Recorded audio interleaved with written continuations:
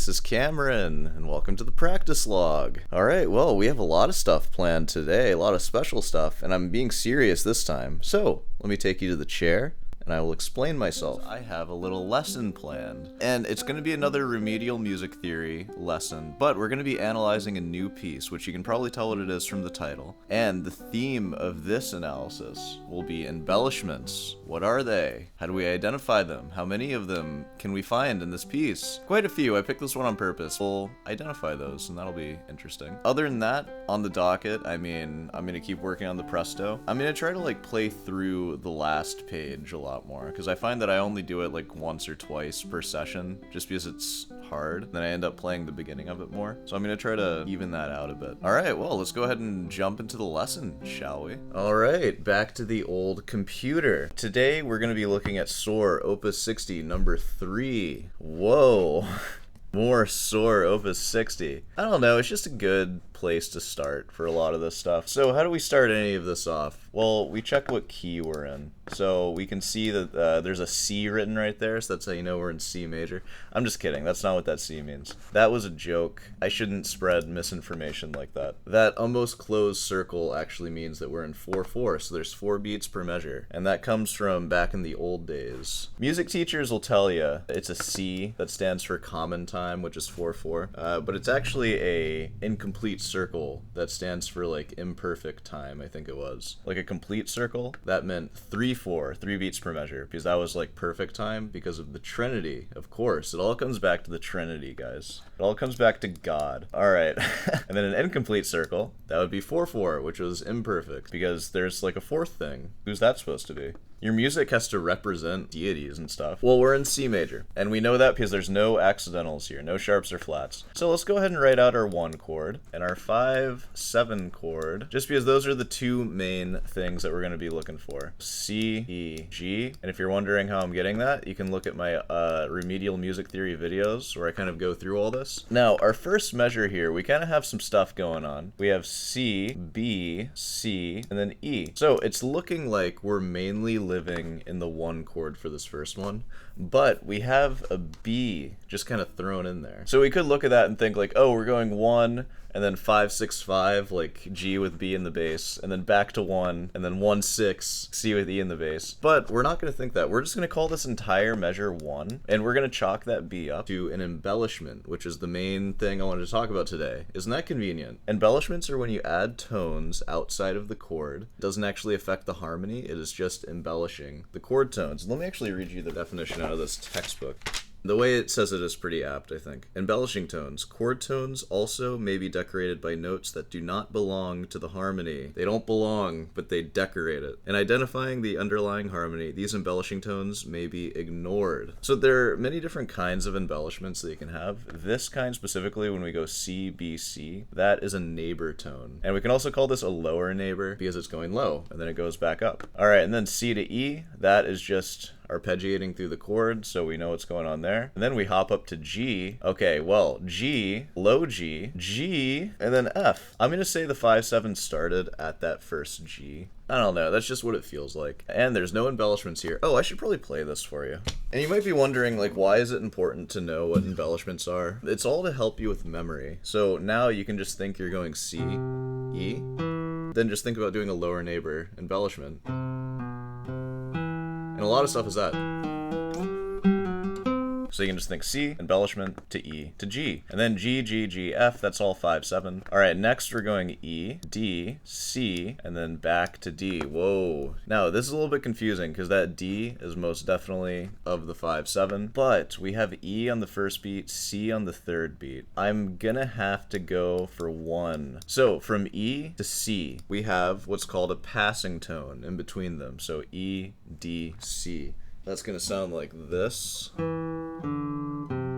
That's approached by step and then left by leap down to the B. B, A, G, then A, B. So we have another neighbor tone there. And then we're leading down to B, where we're B and G, those are chord tones. So B, A, G, that's another passing tone going through those. And then same thing here, we're passing right back through it. G, A, B, and then we resolve up to C. Oh yeah, and this is all 5/7 here, I forgot to mention. All right, so let's actually hear what that phrase sounds like. So we have the 1 chord, neighbor tone, staying in the chord, and then resolve down to E, passing tone, upper neighbor, leave by a leap, passing. Yeah, it's a pretty wacky melody so far, huh? Next we have C, D, E. What's that? Passing tone. And we're in the 1. Okay, and then we're going D, F sharp. Whoa, what? G, A, B, G. Oh my god. Here is how you could interpret this, which it goes by fast, but this is kind of what we're thinking. The last time we had a D and an F sharp, that was something called a 5 of 5, which essentially is the dominant chord of the 5. I don't see this as a full-on modulation. I see that we are just tonicizing G. So if this were a modulation, I would write a G next to it like that, and then I would just call this a 5 and then 1. That's what I mean, like everything is just 1, 5. And then if the chords change, a lot of times you can find that you're really just changing key, and you're just playing the tonic and dominant of that key. In this case, I'm going to give this the 5 of 5, and then to G, that is just the 5. And look at this, we're going D, E, F, so that is a passing tone between D and F sharp, so the 1 and the 3 of the 5 of 5. And then G, A, B, G. That A is again just a passing tone, and then we leap down back to G. Okay, so from here we have E, C. That has to be the 1 chord, right? So we're gonna call that 1. A, D. Things get a little tricky there. Could call this the 2 chord, but we're missing the F natural. D, F, A. That would be a D minor chord.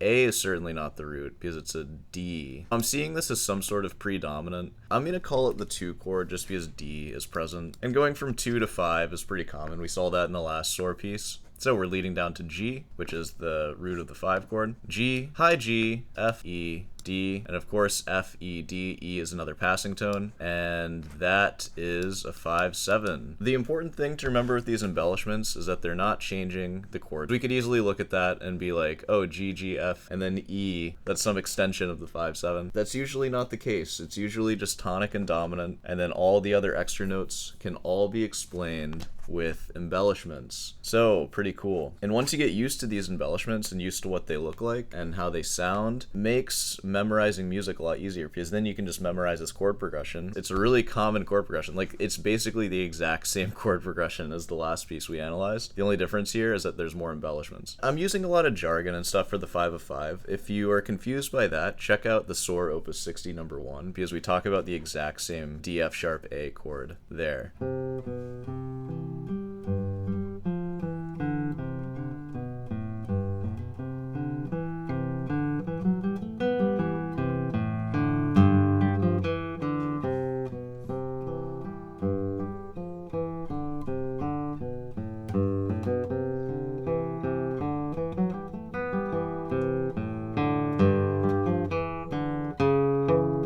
Yeah, and it keeps going on from there. We're gonna have to break this one up into 3 parts, probably, where I analyze a line per part. So this will be a 3-parter. That was an introduction to embellishments. I left out a few of them, like we didn't talk about suspensions, but I didn't really see any. There might be some later on, but it's okay if not. We'll run into them eventually. That is enough of that. Let's go ahead and get to the practicing, shall we? I'm glad we're getting back into the music theory stuff, or the music analysis. I haven't done one of those in a little while. It hasn't been that long. I've seen some sentiments about it that people seem to like it. That's good, because I'm gonna do them. So, you know, that's part of what we do here. We do everything music, and Pokemon, and fighting. Oh man, I haven't done a Boss Rudin video in a while. That's kind of a dead meme now. I need to get on that.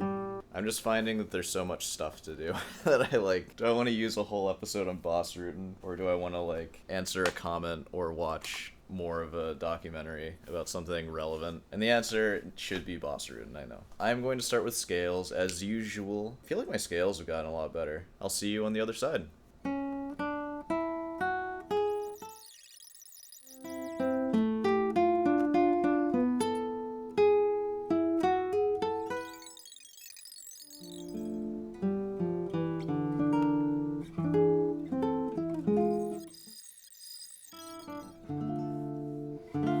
I think I'm about done with the practice for this morning. Let me bring you closer. I put a lot of focus into the Siciliana today. I've been breaking it up into sections because I really want to memorize it. So I'm just going to play a bit of that for you. And then we will go separate ways until tomorrow. And I will see you again.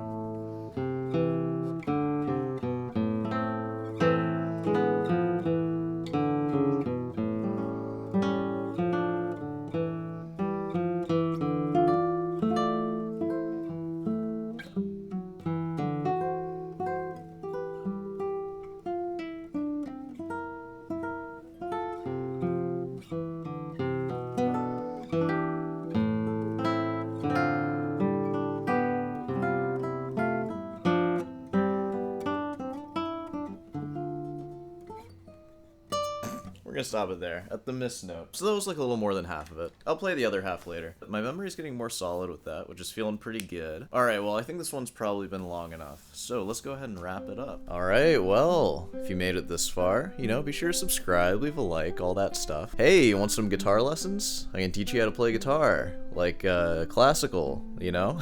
Yeah, and of course, if you have a question about anything or a comment, feel free to leave it in the chair. What? Feel free to leave it in the comment section and I'll answer it in the chair. You can't leave comments in my chair, sorry. Alright, anything else? No? I think that's it. Well, I'll see you tonight.